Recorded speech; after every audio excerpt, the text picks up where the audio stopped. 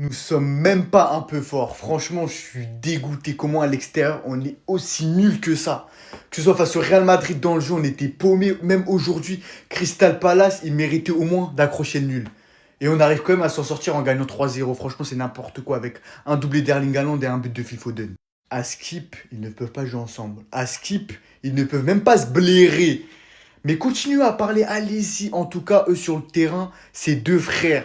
Passeur Cherki, Foden, buteur. En fait, c'est simple et efficace. Si je dis que c'est le meilleur numéro 9 de l'histoire du football, bien évidemment, je dis pas que c'est le plus complet, loin de là. Mais qu'est-ce qu'on demande à un numéro 9? Marquer des buts.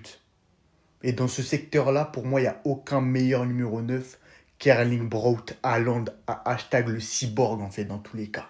Aujourd'hui, c'est quoi? 2 tirs, 2 buts, 24 ballons touchés et 2 buts. En fait, entre la différence de nombre de ballons touchés et de nombre de buts, je vous assure que c'est effrayant. Je ne lui en veux pas, hein. Mais aujourd'hui, Nico Gonzalez, c'était trop fragile.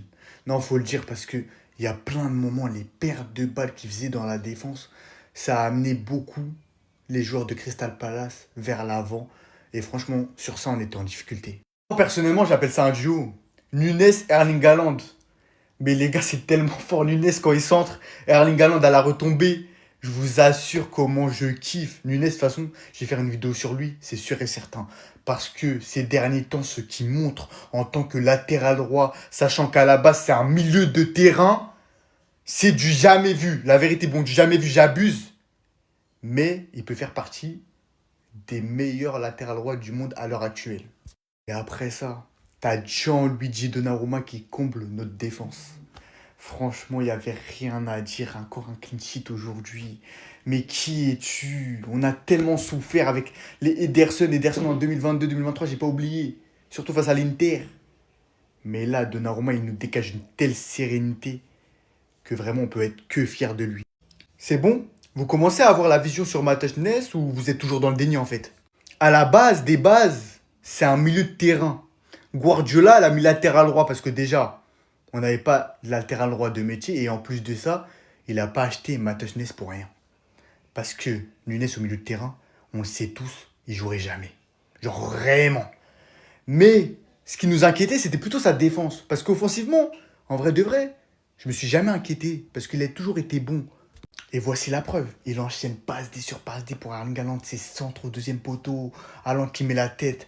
Franchement, c'est un excellent duo celui-là. Et maintenant, défensivement, il devient de plus en plus fort. Aujourd'hui, il a fait des retours défensifs magnifiques. Même quand les joueurs avaient de l'avance sur lui, il revenait toujours. Franchement, merci. Et la fois dernière, c'était Vinicius. Un excellent client, un gros client. En 1v1, on sait tous que Vinicius, c'est l'un des meilleurs joueurs du monde sur ce secteur-là. Et pourtant, Nunes a réussi à le tenir. Et les stats, aujourd'hui, ça parle aussi pour lui. Une passe décisive, 92 ballons touchés, 59 passes réussies, 83% de passes réussies, 11 passes dans le dernier tiers du terrain, 5 dégagements, 5 longs ballons réussis, 4 récupérations, 4 duels au sol gagnés, 3 dégagements de la tête, 2 tacles, 2 fautes subies, 2 centres réussis, une interception et une grosse occasion créée. Franchement, Nunes, aujourd'hui, c'est un sans faute. Je vais peut-être jouer contre vous, hein. Mais s'il te plaît, Guardiola, mets-le titulaire au prochain match. Je demande juste ça. Parce que pour ma part, je trouve qu'il est meilleur en étant titulaire que quand il rentre. Et pourtant, ces deux dernières rentrées, que ce soit aujourd'hui ou face au Real Madrid, il est pas si dégueulasse que ça. Ok, face au Real, il y avait un Rudiger complètement con qui faisait des fautes sur lui. Mais ça, Vigno, quand il peut prendre de vitesse, il prend parce que, croyez-moi, franchement, cette saison, faut donner Cherki au-dessus de lui, oui. Mais croyez-moi, la balle qu'il a prise pour aller vers l'avant, là, même il provoque un penalty, je pense pas que Foden ou Cherki auraient guélard les défenseurs comme il l'a fait là. Parce que là, pour moi, déjà, il méritait de marquer en fait. Je sais même pas pourquoi il a voulu dribbler le gardien. Frappe! Je te jure, Savigno là, si t'avais marqué, franchement, c'était parfait, c'était le bonheur. Mais s'il te plaît, Guardiola, juste le prochain match. Juste pour voir ce que ça va donner. Malgré ça, aujourd'hui, on a galéré, même s'il n'y avait pas Jérémy Doku. Mais ça, Vigno, que ce soit contre des blocs bas comme ça, ma parole, il peut faire des petits tac-tac et passer, et se faufiler, faire un centre ou même frapper. Tu le mets avec un Erling Haaland, ma parole, ça peut faire du mal. Et ben voilà, c'est foutu pour Arsenal. Pour ceux qui n'ont pas suivi, Manchester City a tabassé Crystal Palace aujourd'hui 3 buts à 0 grâce à un doublé d'Erling Haaland comme d'habitude et un but de Phil Foden. Et devinez qui a été le passeur décisif sur le but de Phil Foden? Monsieur Ryan Cherki. Lui qui d'ailleurs malgré 2 mois d'absence avec Manchester City est actuellement le meilleur passeur de la ligue. Il est tout simplement à 6 passes D en 6 titularisations. Ça commence même à l'appeler le successeur de Kevin De Bruyne. Tellement il impacte le jeu de Manchester City. Et en ce qui concerne Phil Foden les amis, comme Erling Haaland, lui aussi il est inarrêtable. Ici on a les statistiques de ses 4 derniers matchs avec Manchester City. 4 matchs, c'est tout simplement 6 buts marqués et une passe décisive. Doublé face à Leeds, doublé face à Fulham, un but et une passe D face à Sunderland. Et aujourd'hui, il est buteur face à Crystal Palace. Et est-ce qu'on peut parler d'Erling Haaland s'il vous plaît? Depuis le début de la saison, c'est 25 matchs, 35 buts marqués et 5 passes décisives. Et seulement en première ligue, c'est 16 buts en 16 matchs. Je sais pas si on se rend compte de la folie. Bien évidemment, grâce à toutes ces performances, Manchester City va beaucoup mieux. Eux qui avaient très mal commencé cette saison, là maintenant ils sont sur 5 victoires sur les 5 derniers matchs. Et au classement, ça donne ça. Arsenal est toujours premier avec 36 points. Et là, Manchester City, avec le même nombre de matchs qu'Arsenal, ils sont à la deuxième place avec 34 points. C'est-à-dire que là, Arsenal, s'ils perdent leur prochain match, c'est terminé. Manchester City pourrait leur passer devant. Ça étonne qui? Chaque année, c'est la même histoire. En début de saison, fallait voir l'avance qu'Arsenal avait sur Manchester City. Maintenant, regardez.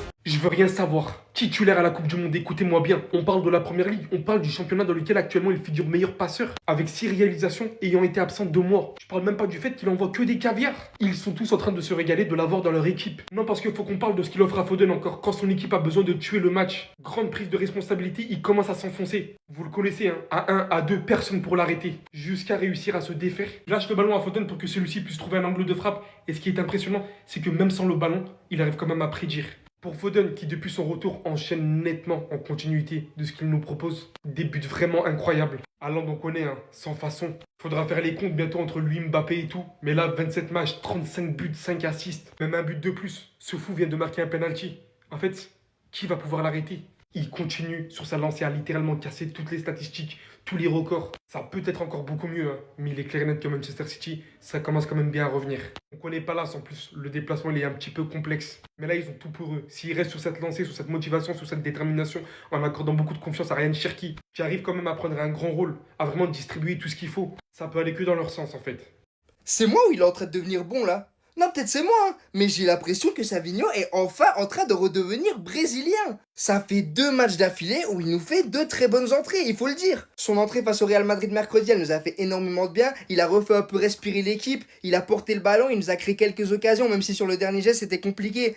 Il était présent. Là, aujourd'hui, il rentre, première action, il va aller arracher un ballon dans le milieu de terrain, il passe devant 2 joueurs de Crystal Palace, il fait une course de 60-70 mètres, il arrive devant le gardien, il le dribble dans la surface de réparation et il va nous chercher un penalty. Les gars, on est peut-être, je dis bien peut-être, hein, ne nous réjouissons pas trop vite, en train d'assister à la renaissance de Savinho. Alors je vais pas retourner ma veste trop vite, hein, mais il faut souligner que ces 2 dernières performances étaient très bonnes et que s'il continue comme ça, il pourra continuer à apporter quelque chose à cette équipe. Aujourd'hui, on a également pu assister au meilleur duo de Première Ligue, Cherki x Foden, Cherki à l'assist, Foden au but. Cherki qui, avant de faire la passe de Foden, a su un petit peu porter le ballon pour justement attirer les joueurs sur lui et créer de l'espace à Foden. Quand Foden a reçu la balle, vous connaissez sa spéciale, extérieur du rectangle, contrôle, frappe petit filet. Et ses buts, évidemment, toujours but avec lui.